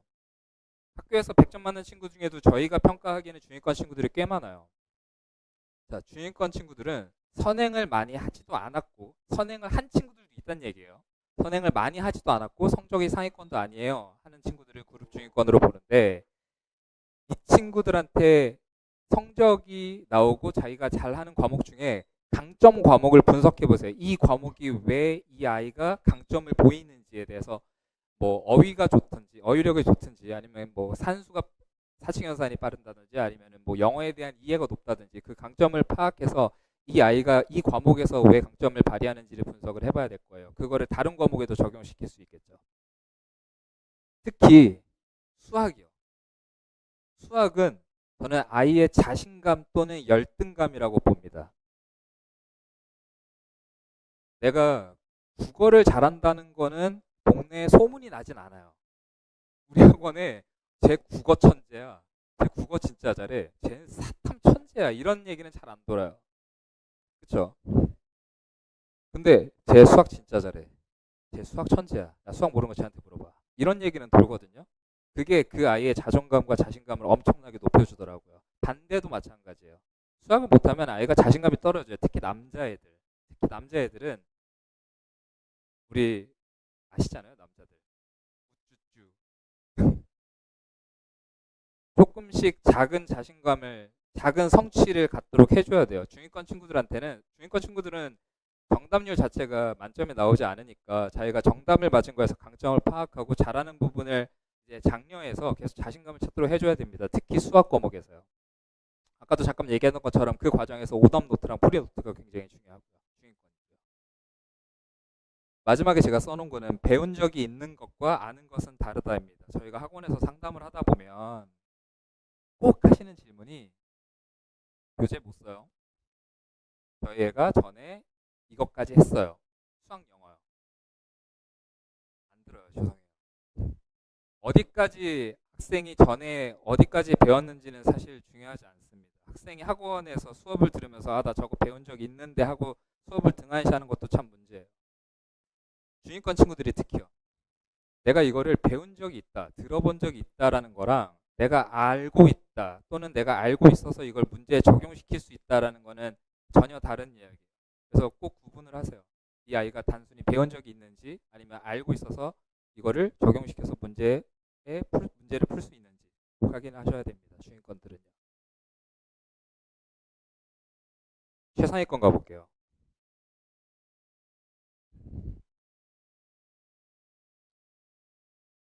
최상위권은 반대로 약점 과목을 분석해 봐야 됩니다.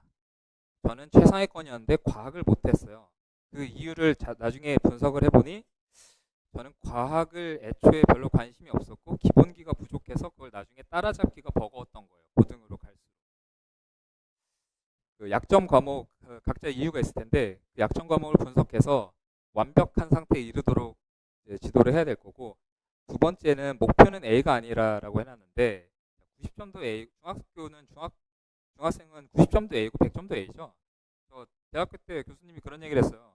A 플러스를 목표로 하면 A 마이너를 받을 거고 B를 목표로 하면 B 마이너를 받게 될 거야. 근데 그게 꼭 공부뿐만이 아니더라고요. 모든 것에 적용되는 것 같은데 학교 시험에서 90점을 맞아서 A를 받는 학생이랑 사실 100점을 맞아서 A를 꾸준하게 받는 학생이랑 좀 차이가 있어요. 목표를 아이들은 그리고 90점 넘어서 A 받으면 뭐 어때 나 A 받았는데 라고 넘기는 경우가 많거든요. 항상 목표를 A가 아니라 100점으로 맞는 완벽함을 위한 공부를 추구해야 될 거고요. 최상위권은요. 그리고 수능 준비를 시켜야 됩니다. 최저 학력을 못 맞춰서 전교 1, 2등이 대학에 떨어지는 사례가 정말 꽤 많습니다. 올해도 마찬가지고요. 걱정돼요. 그 아이들 보면은 이렇게 3년 내내 내신 공부를 학교를 이렇게 열심히 다녀서 내신 공부를 이렇게 열심히 했는데 3년 동안 내신만 하다가 수능 공부를 하지 않았었던 최저를 못 맞추겠구나. 못 맞추겠구나. 이게 너무 안타까워요. 변별력이 높아진 수능이 입시의 중심이 될 가능성이 큽니다. 그래서 올바른 방식으로 수능 준비를 미리 시키시기 바랍니다.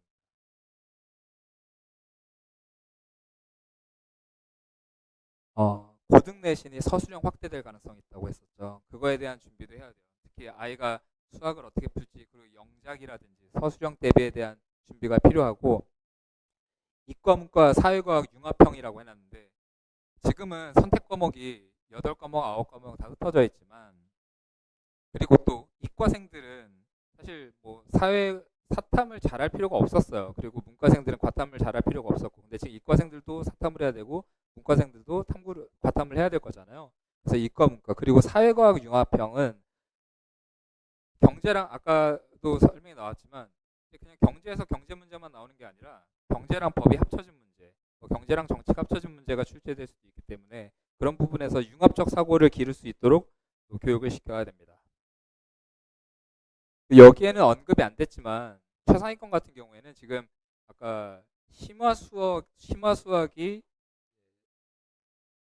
선택 과목으로 들어갈 수 있다고 했잖아요. 이공계열 의치대를 지원하기를 희망하는 최상위권 학생들은 심화 수학을 준비를 해야 합니다. 그러니까 무조건적인 선행을 하라는 얘기는 아니고요. 목표치를 뭐 심화 수학 지금 발표 안 났으니까 심화 수학 안 해도 되지가 아니라 최상위권에 있는 친구들은 심화 수학까지 갈 수 있는 선행 플랜을 짜야 돼요.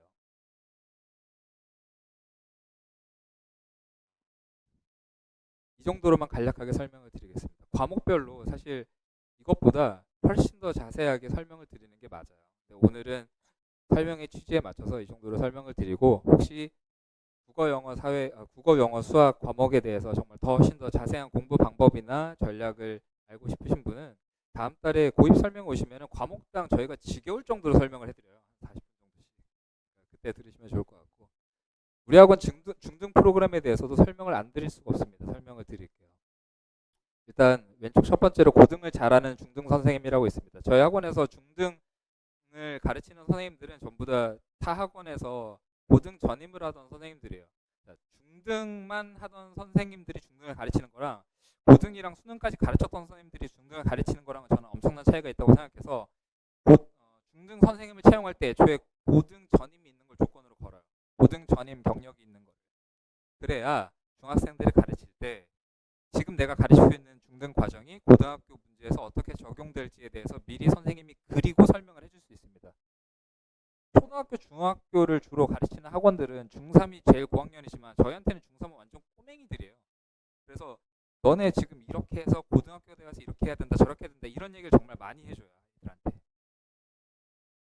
두 번째로 클리닉입니다. 저희가 되게 가장 신경을 많이 쓰고 하는 부분인데, 자, 클리닉에 대해서 하나를 말씀드리면, 저희가 상담을 할 때 클리닉을 설명드리면 어머님들이 테스트 보는 날이에요 라고 말씀을 많이 하시는데, 테스트를 봅니다. 근데 그거는 클리닉 안에 속하는 거예요. 그러니까 클리닉이 곧 테스트는 아니에요.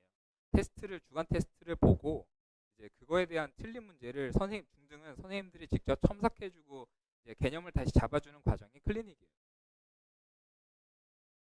유비쿼터스 시스템이라고 있는데, 영어로 유비쿼터스라는 게 동시에 발생할 수 있는 이란 뜻이거든요. 저희는 모든 수업을 다 영상으로 촬영을 합니다. 그래서 혹시나 결강이 있거나 결석을 하게 되는 경우에는, 부득이하게 하는 경우는 영상으로 아이가 보충 수업을 할 수 있게 하고 있고요. 학원 카페에 올라가고 선생님들이 다 확인하고 관리를 하고 있어요. 자, 왼쪽 밑에 진실평가라고 있습니다. 진짜 실력을 알아보는 시험이라고 해서 진실평가라고 하고, 저희 중학생들이 전체적으로 정기적으로 진실평가를 봐요. 근데 이번에 저희 한 2달 전, 3달 전쯤, 2달 전쯤 봤나요? 진실평가 보고 나서 학원에 퇴원생이 엄청 많았어요. 아이들이 되게 많이 그만뒀어요. 근데 예상은 하고 있었어요. 웃으시면 안 돼요. 왜냐하면 여기 저희 재원생 어머님들 계실지 모르겠는데, 뭐 이제 낯익은 분도 몇 분 계셔서 말씀을 드리면, 학교 시험 100점 맞아요. 학원에서 진실평가를 봤어요. 45점을 맞았어요. 네, 과목마다 편차는 좀 있긴 한데, 저희가 진실평가라는 걸 볼 때 어떻게 보냐면 선행을 보는 건 아니에요. 자기 학년에 있는 과정만 봅니다. 자기 과정에 있는 그 과정만 보는데, 기본 문제부터 최고난도 심화 문제까지 테스트를 봐요. 그러니까 이 아이가 정말 실질적으로 최고 심화 문제 어느 정도 수준까지를 풀 수 있는지를 보려고 했어요. 그래서 평균이 과목별 학년별로 다르지만 평균이 뭐 70점대 나온 학년과 과목도 있고, 중1, 2, 3 중에 평균이 45점, 50점 나온 과목과 학년도 있어요. 그럼 너무 충격이잖아요. 충격 안 하실 것 같아요. 그래서 근데 저희 취지는 이 아이가 실질적으로 저 학교 시험에 100점은 맞지만 아이들 학교 시험 100점 맞으면 세상 끝난 것처럼 놀아요. 평소에 공부도 안 하고. 그러니까 이 아이가 너가 정말 정확하게 어떤 실력을 가지고 있는지 평가를 해봐야겠다. 그리고 그거에 따라서 반을 편성하고 우리는 그거에 따라서 교재를 선정하고 너한테 어디까지 지도해야 될지를 알아야겠다라는 취지로 진실 평가를 하고 있습니다. 계속 할 거예요. 그러니까 그렇게 해서 뭐 학원을 그만두고 자위를 한다는 게 그 아이한테는 꼭 좋을 거라고 생각하지도 않고 있어요. 내신 대비는 어,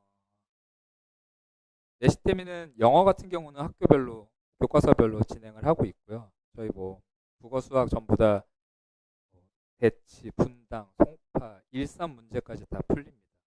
대신 저희가 올해 받는 것 중에 하나가 고등 위주의 학원이라는 이미지가 있고 그리고 저희가 설명을 할 때 고입이나 대입 위주로 설명을 많이 하다 보니까 저희가 중학생들한테 맨날 뭐 모의고사 풀리고 수능만 가르치는 고등 내신만 미리 선행하는 학원이라고 생각을 많이 하시는데 중등 내신도 당연히 중요해요.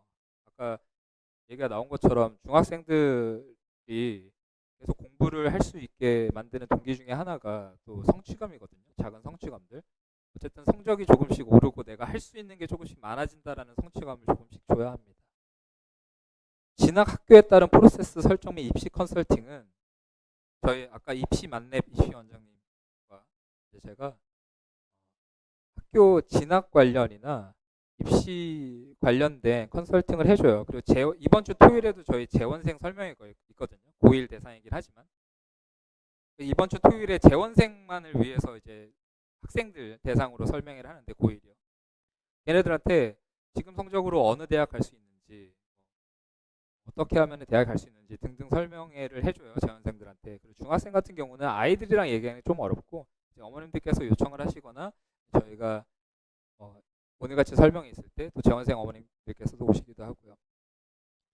마지막에 선배들을 보며 동기부여라고 해놨는데 저희가 학원 여기저기에 입시 결과나 입결을 이제 붙여놔요. 그러니까 아이들이 보고서 어느 정도는 동기부여가 될 수 있다고 봐요. 우리 학원 다니면 이런 대학 가는구나. 여기 학원에서 고등학교 언니 오빠들 형 누나들이 이런 대학 갔구나. 별거 아니네 라고 생각하면 안 되겠지만 나도 할 수 있겠다라는 자신감을 가질 수 있도록요. 저희 선생님들을 간단하게 소개하고 마무리 짓도록 하겠습니다. 먼저 국어 과목이에요. 왼쪽에 우리 친절한 홍민호 선생님, 오른쪽에 너무 예쁜 우리 이유수 선생님, 중등 선생님들입니다. 수학 선생님들이세요. 왼쪽에 수학 천재 문영돈 선생님, 오른쪽에 센스쟁이 김민임 선생님. 마지막에 영어 세 분인데요. 왼쪽에 엄격 다영 선생님, 신다영 선생님. 가운데 제가 영어에 대해서 자문을 많이 구하고 있는 신영목 선생님. 마지막에 열정녀 서현경 선생님이십니다. 가운데 신영목 선생님 같은 경우는 내년부터 이제 고등 영어랑 겸하게 돼요. 원래 애초에 제가 고등부로 모신 선생님이라서 제가 중등을 1년을 먼저 좀 부탁을 드렸기 때문에 내년에 솔터고랑 제일고를 맡게 되시네요. 그리고 곧 중등 일부랑요. 마지막 페이지입니다. 이게 QR인데요. 저희가 드린 PPT에도 QR이 있습니다. 학원 저희가 블로그에 글을 열심히 쓰려고 해요. 시간 될 때라기보다는 저희가 써야 되고 알려드려야 될 만한 정보가 있을 때 블로그에 원장들이 글을 쓰려고 합니다. 그래서 블로그 가시면 저희가 오늘 설명드린 것뿐만 아니라 평소에도 학습이나 학원 다니는 부분에 대해서 그리고 공부하는 방법 등에 대해서 블로그에 정보를 많이 놓으니까 가보시면 틈틈이 들어가 보시면 아니면 이웃 추가를 해 놓으시면 관련 정보를 많이 얻으실 수 있을 거예요.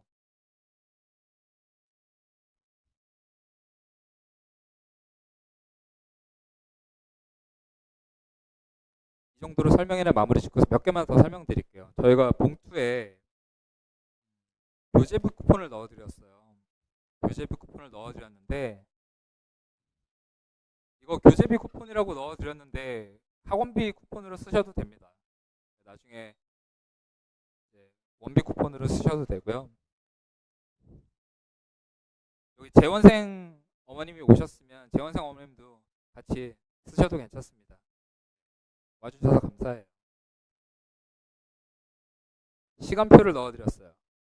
거기에 시간표 11월 시간표라고 넣어드린 게 저희가 12월 1일부터 고1이 시작해요. 고1이 시작하고 고1이 시작하면 시간표가 한 번 더 바뀝니다. 신학기 시간표가 새로 바뀔 거예요. 신학기 시간표로 새로 바뀔 거예요. 그래서 11월로 놔뒀고 11월 또 대부분 중학생들이 시험 기간이죠. 그러다 보니까 11월 시간표로 넣어놨습니다. 참고하시면 좋을 것 같습니다. 저희가 원래 고등부였던 우리 학원이 최근에 저희가 중등에 많이 투자하고 신경을 많이 쓰면서 꽤 많이 크고 있어요. 우리 학원이 중등도 괜찮대, 중등도 잘한대라는 입소문이 조금씩 나면서 결과물들이 좀 보이고 있는 것 같습니다. 지금 예비 중일도 문의가 꽤 있어서 지금 이미 개강한 반도 있고 대부분의 중일반은 11월에 개강을 맞춰서 준비를 하고 있어요. 그러니까 만관부 부탁드립니다. 테스트지 신청서를 넣어놨습니다. 이제 상담 신청서인데 거기에 보면 희망 날짜가 있고 과목이 있고요. 수학 같은 경우는 진도를 어디까지 나갔는지 정도는 기재해 주시면 감사하겠습니다. 그리고 거기에 해당되는 날짜 외에 또 날짜를 원하시는 분은 이제 기타에 넣어주시면 되고요. 테스트를 보고 나면 따로 상담을 드리도록 하겠습니다. 네.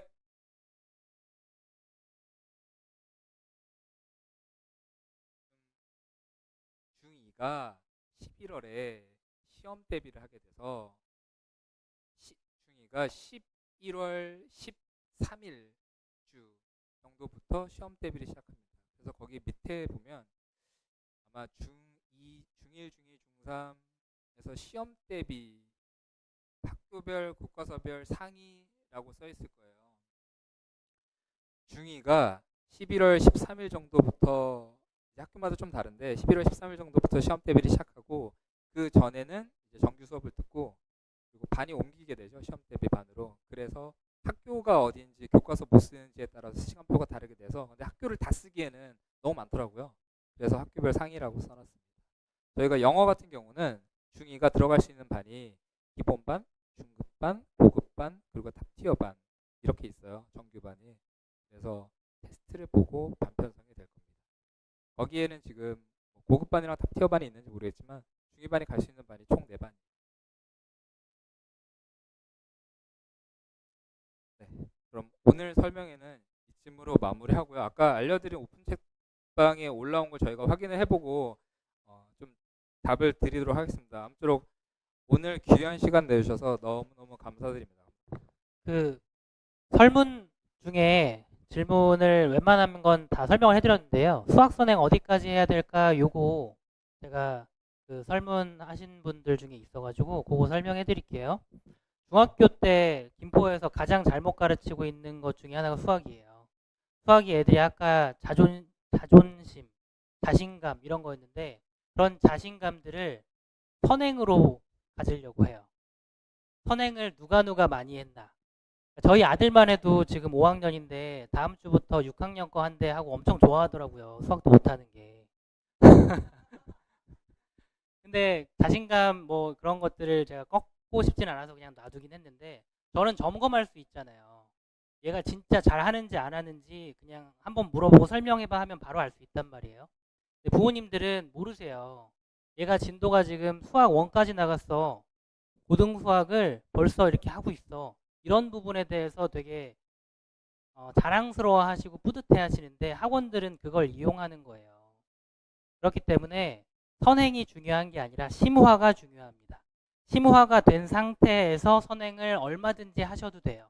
그러니까 선행의 기준은 우리 아이가 심화 문제집 최소 1품 블랙라벨까지는 안 가도 1품 정도 난이도의 문제집에 있는 문제들을 랜덤으로 줘도 풀 수 있고 그 중에 하나를 찝어도 설명을 어느 정도 할 수 있다. 이게 기준이에요. 그렇게 되면 그 다음 과정 나가셔도 됩니다. 물론 중등 과정에서 뭐 1학년 2학기 과정 같은 경우에는 그렇게 많은 시간을 쏟을 필요까지는 없는데요. 이제 1학년 1학기, 2학년 1학기, 그다음에 2학년 2학기, 3학년 1학기 요 4개는 반드시 선행보다 심화부터 하셔야 돼요. 심화를 하는데 아까 아는 거하고 한번 배운 적 있는 거하고 다르다고 했잖아요. 애들이 시험 문제를 풀 때요. 문제 90점 맞았다고 이제 좋아하시면 안 되고 예를 들면 영어를 투부정사를 배우면 투부정사 관련된 문제만 푼 친구들은 정답률이 높게 나오거든요. 근데 그 친구 투부정사하고 동명사하고 같이 물어보잖아요. 몰라요. 수학도 똑같습니다. 자기가 본 문제집에 있는 거 해설 보고 대충 이제 비슷하게 이제 찍어서 대입해서 그렇게 맞힌 문제들이 상당히 많아요. 그래서 정확한 시험을 봐야 되는데 아까 말씀드렸죠. 저희 진실평가 봤는데 퇴연생 발생했다고. 학원들은 그런 걸 두려워하고 있어요. 얘 못한다 그러면 안 보내잖아요. 근데 저희는 이제 그런 것들을 두려워하지 않고 커리큘럼도 그렇게 짰어요. 그래서 저희는 기준이 그 다음 선행을 하는 기준이 확실합니다. 지금까지도 이제 몇몇 분들이 그리고 애조차도 왜 자기 빨리 진도 안 나가주냐라고 했는데 안 나갔어요. 퇴원했어도 저희는 그런 걸 두려워하지 않고 왜냐면 저희는 어차피 고등이 메인이니까 수익은 중등부에서 좀 안 나도 되니까 라는 생각으로 그렇게 운영합니다.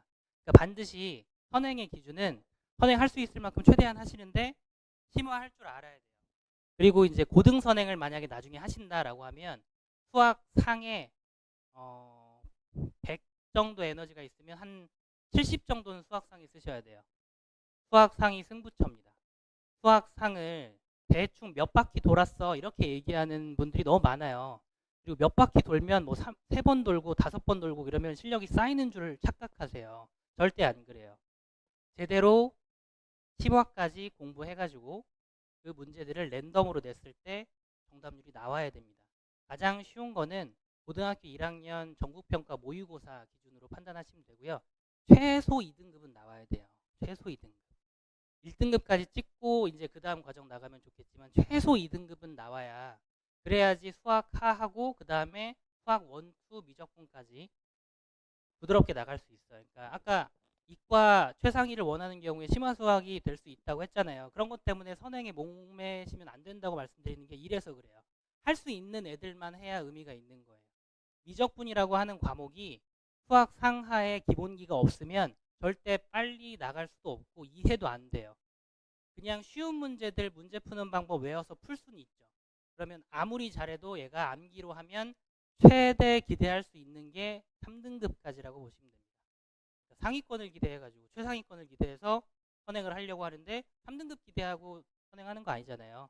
그래서 선행하는데 에너지를 이렇게 막 쓰지 마시고 진도 빨리빨리 나가는 학원을 경계하세요. 테스트를 정확하게 한 다음에 우리 애가 1품 정도, 최소 1품이에요. 1품이 그렇게 어려운 문제집도 아닙니다. 최소 1품 정도 수준에 있는 문제를 랜덤으로 했을 때 평가가 최소 80점 이상 나오나요? 요걸 기준으로 생각하시면 됩니다.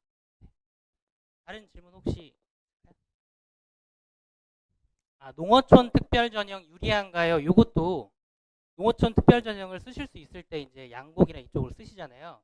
이게 김포는 좀 특수한 게 농어촌 전형도 한 학교에서 많이 안 뽑기 때문에 유리한 건 맞는데요. 등급이 안 나오면 떨어져요. 그러니까 농어촌이 예를 들면 3등급인데 1등급 애들이 가는 학교를 갈 수가 있거든요. 근데 내가 농어촌끼리 경쟁해가지고 4등급을 맞았는데 3등급 애를 이길 수는 없잖아요. 그게 문제고요. 두 번째 문제는 농어촌 전형을 지금 실시할 수 있는 학교들 중에서는 고촌고가 그나마 제일 시험이 나아요. 최근에 생겨서 그렇기도 하고 고촌 학부모님들이 관심이 또 많으셔서 그렇기도 한 것 같은데 고촌고 시험 문제는 괜찮은데 양곡이나 통지나 이런 데 시험 문제들은 현재 수능하고는 아주 동떨어져 있어요. 그래서 농어촌 특별전형도 좋은 대학교를 가려면 최저학력 기준을 맞춰야 되는데 최저학력 기준을 충족을 못 시키면 그러면 유리함이 떨어지는 거예요. 유불리를 명확하게 딱 말씀드릴 수는 없고 내가 유리함을 가져가고 싶어서 농어촌을 했다라고 하면은 그 불리함을 극복할 수 있는 애들을 보내줘야 됩니다. 답이 되셨나요?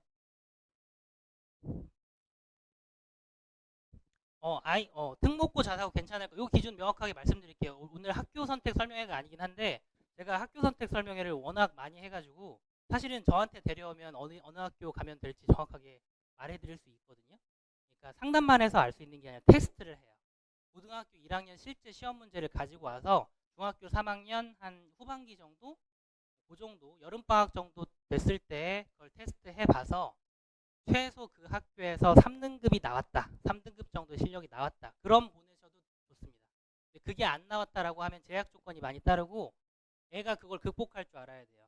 제가 예전에는 김포고도 많이 보냈어요. 그러니까 이 장기동에서 저는 학교 선택 상담을 할 때 우리 학원에서 가르치지 않는 학교라고 해서 일부러 그쪽 학교는 가면 안 돼. 이런 상담을 지금까지 해본 적이 없어요.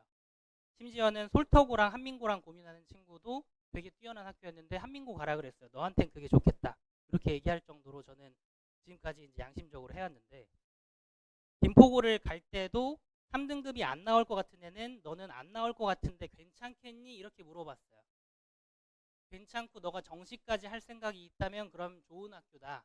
이렇게 얘기를 했는데 그런 걸 알고 가는 애들은 불만이 없어요. 그리고 그냥 열심히 공부하면서 극복해가지고 정시로도 성공을 하는 그런 사례들도 꽤 있었고요. 근데 그렇지 않고 너 김포가 좋으니까 특목고가 좋으니까 가 이렇게 해서 억지로 밀어낸 경우에는 가서 애들은 되게 우수한 애들인데 열등감을 느껴요. 어쨌든 사람들은 자기 주변이랑 비교를 하기 때문에 내가 전국에선 우수한 성적이 나온다고 하더라도 내 주변에 나보다 잘하는 사람들이 다 만나지면 되게 초라해져요. 이런 것들 애들이 보통 극복을 못 하더라고요. 그래서 제일 첫 번째 기준은 성적. 3등급 정도는 나올 것인가. 이걸 이제 봐야 되고 그 다음에 3등급이 안 나온다고 해도 얘가 그걸 극복할 의지가 있는가. 이 두 가지를 가지고 판단하시면 됩니다.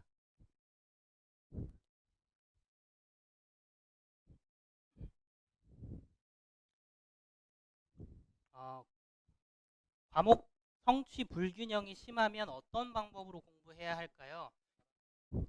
네, 이거 되게 애매해요. 어떤 과목이냐에 따라서 되게 애매합니다. 첫 번째로 수학을 잘한다, 수학만 잘한다라고 하는 친구들은 그런 친구들이 오히려 위험합니다. 특히 남학생의 경우 이런 사례가 많은데요. 수학만 잘하는 친구들은 다른 거를 어떻게든 할 수 있도록 대화를 통해서 유도해가지고 시켜야 돼요. 왜냐면 얘 대학 못 가요. 수학만 잘해서 갈 수 있는 입시가 아닌데 자기는 수학으로 자존심을 다 시키고 있기 때문에 다른 건 못해도 괜찮아. 이게 고등학교까지 가요. 그래서 수학만 엄청 잘하는 것도 아니야. 이런 애들이 2, 3등급 정도 받아요. 그리고 나머지 과목들은 4, 5등급 이렇게 받아요. 갈 수 있는 대학이 없어요. 정시로도 못 가요. 그러니까 이런 친구들은 첫 번째로 좋게 얘기하면 잠재력은 있거든요. 수학 잘하는 애들이 머리 좋잖아요. 다른 과목 국어 시켜도 잘할 수 있는데 그런 부분들을 이제 그 심리적으로 얘가 이제 뭔가 자기한테 부정적으로 하는 것들을 회피하려는 심리, 무시하려는 심리가 있어요. 난 이거 잘하니까 괜찮아. 그래서 이런 친구들 같은 경우에는 시키셔야 되고 다른 것들을. 근데 그게 아니라 국어, 영어나 뭐 이제 다른 부분들을 좀 더 뾰족하게 잘 한다라고 하면 다른 부분 수학 같은 과목에 대한 것들을 최소한으로 조금 하고 다른 것들을 확 잘하게 만들어서 확 잘해서 성취감을 느끼게 된 다음에 그 다음에 다른 과목을 조금 더 시키시는 전략으로 그렇게 하시면 될 것 같은데요. 애들이 성향이 되게 중요해요. 일반적인 게 아니라 우리 아이의 성향이 어떻고 우리 아이는 어떨 때 조금 더 공부를 더 열심히 하려고 하는지를 잘 관찰하시고 거기에 따라서 적절하게 채찍과 당근을 사용하시면 좋을 것 같습니다. 우리 학원은 심화 수학을 원리반, 선행반 수업 친구들이 수업하나요? 라고 되어 있는데 저희가 반 이름은 원리반, 선행반, 심화반, 뭐 탑티어반 이렇게 나눠놨는데요. 저희는 원리반 친구들도 웬만하면 심화 수학을 시킵니다. 그러니까 공부를 못한다고 지금 수학이 부족하다고 해서 심화 수학을 안 시키는 건 더 못하게 만드는 방식이에요. 애들이 조금 늦게 간다고 하더라도 심화 수학을 공부하면서 사고력을 키울 수 있는 시간을 줘야 그래야지 오히려 더 잘해지는데 거꾸로들 생각을 많이 하시더라고요. 원리반은 잘 안 되니까 빨리빨리 나가고 기본 개념 유형만 해가지고 빨리 선행을 시켜. 이렇게 하면 당장 그 다음 해 거는 어느 정도 점수가 나올지 몰라도 고등학교 가서 무조건 팍싹 무너집니다. 그렇기 때문에 저희 학원에서는 원리반에서도 진도가 좀 느리다라고 생각하시면 돼요. 좀 느려도 하나하나 차고차고 밟고 간다. 심화 수업도 한다. 이렇게 생각하시면 됩니다. 네, 어떤 고등학교 진학이 유리할까는 똑같아요. 지금 김포의 서열은 딱 정해져 있습니다. 김포고랑 김포예고가 비슷한데 김포고가 지금도 못한다 해도 전국평가 보면은 상당히 잘해요. 얼마 전에 이제 모의고사 등급을 확인을 했는데 국어 1등급이 전교에 거의 100명 가까이 됩니다. 전교에 90몇 등인가 그랬어요. 2등급은 반절 이상이에요. 전국평가로 했을 때. 김포가 못한다 해도 그만큼 계속 수능형의 내신 시험을 내기도 하고 상위권에서 특히 한 4, 5등급 정도까지는 충분히 잘하기 때문에 김포고도 마찬가지. 그 다음에 장기고는 김포고보다는 좀 부족하지만 신도시에서는 지금 뜨고 있는 학교잖아요. 내신 따기가 쉽지가 않아요. 그래서 장기고 선택하는 것도 장기고 기출문제 같은 것을 풀어보고 적어도 3등급은 나오면 보내세요. 안 그러면 그냥 주변에 있는 학교들 중에서 조금 시험 문제가 쉬운 제일, 운양, 폴터, 그리고 새로 생기는 운유고. 이름이 운유고로 확정됐더라고요. 운일고가 가칭이었는데 운유고 확정입니다. 운유고 중에서 집 가까운 데 보내시면 됩니다. 운유고가 신설인데요. 저는 아주 못하는 친구들이 확 운육으로 몰릴 거라고 생각하지 않아요. 눈치 싸움 하고 있어요. 1, 2등급을 누가 더 쉽게 받을까? 요 싸움이거든요. 지금 중상위권이다라고 하면 집이 가깝다라고 하면 가까운 것의 메리트가 크기 때문에 운유고 보내시고요. 신설학교이기 때문에 갑자기 문제를 확 어렵게 될 확률은 거의 없어요. 그러니까 거기 가서 열심히 공부해가지고 최대한 등급을 2등급 이상을 많이 딸 수 있게 그렇게 하시는 전략이 좋습니다. 장기고보다. 네. 또 마지막으로 하나만 질문. 네네. 시안인데요. 내신과 관련된 부분은 확정될 가능성이 조금 더 높아요. 네, 아직도 시안입니다. 네, 전부 다 시안인데 확정 발표는 12월 말쯤에 낸다고 했으니까 그때 보시고 만약에 지금 얘기한 부분들이 조금 달라졌다 그러면 제가 이 얘기한 부분에 대해서 어떻게 변화될지 말씀드렸으니까 그렇게 판단하시면 될 것 같습니다. 그럼 질문이 있으신 분은 혹시 남아서 제가 따로 개인적으로 답변해 드리겠습니다.